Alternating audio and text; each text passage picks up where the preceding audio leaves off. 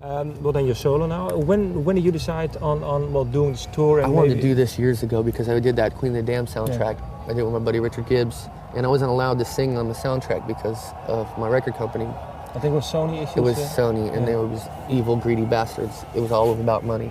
So what did they tell you then? No, you can't be on it. And I wrote these, and I worked my ass off. How you doing, baby? It's good to see you. Good to see you. I worked my ass off doing these songs. I worked over fucking a year and a half, 2 years on the score music and on all the songs. There were over 10 songs, and did this shit. And then at the last minute, they go, "No, you can't be on it. You only can sing in the movie." So that's the only place they heard my voice. So I had to get other singers. Did you try to do something about it? Did you maybe I tried, but thought about legal? They couldn't. They couldn't do whatever they want. I was signed to a record contract exclusively to them, and this soundtrack was coming out on another label, which was Warner Brothers. So there's nothing I could do. I begged them, and they no. Maybe for you, then maybe plans on thinking about releasing your own, maybe fire your own record company. Or?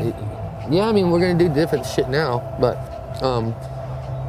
I got different singers from that record company. Yeah. I got Chester and Manson and all these other singers to sing the songs, but I wanted to do it live. I really, really, really wanted to play it live. And it took a couple years because of you like playing live, or just I love playing live. I want people to see the vibe live. So for a couple of years, I didn't really want to do it. And finally, the time came when we had some time, and I put the band together, and we went out in the States and did it, and it turned into this whole completely different monster. Let's return to the first time that you went on stage with these songs, and then compare it to the Korn playing live. What was for you? What was it? Yeah? Same. It was very scary, very intense, and the crowd. Wasn't very many people, but the crowd loved the fuck out of it. So this is for you then, because I think that there are some differences with playing with Korn and then doing all this stuff on your own. Korn, I'm like huge, big, thousands of people. Me, I'm doing little clubs, 500-600 people, sometimes 100 people. It doesn't matter, it just depends on the club. So I like it though.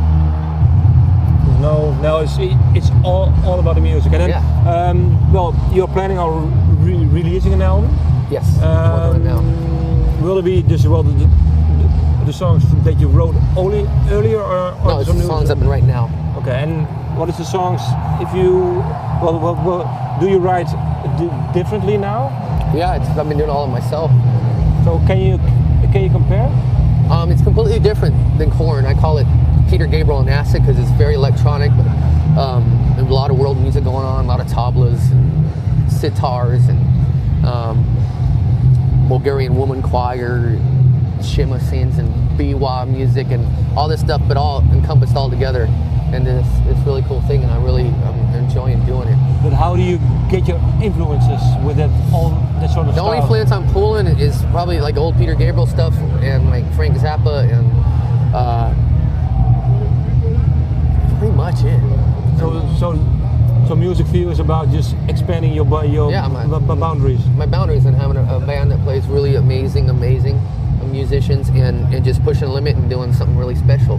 The whole thing I'm doing with the album is mixing different styles of music together, electronic and sample-wise, that wouldn't normally be together. I have a song where I mix a Japanese shamisen with Middle Eastern Indian music. Like, you wouldn't think it would go together, but it's fucking beautiful and it's amazing.